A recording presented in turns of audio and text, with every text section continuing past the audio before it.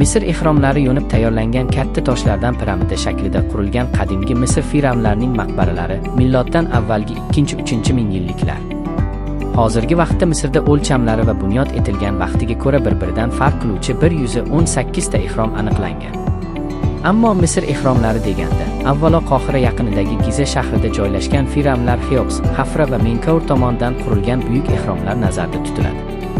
Ularning eng yirigi Xeops ehromi balandligi 146 metr, asosining har biri 2,5 tonnalik 2.300.000 blok tosh bilan, ba'zi qismlarda 30 tonnalik bloklar ham bor. 30 yil mobaynida qurilgan. Go'rxonadan tashqari 2 qavatli ibodatxonasi ham bor. Xafra va Menkaur ehromlari Xeopsning vorislari tomonidan bunyod etilgan.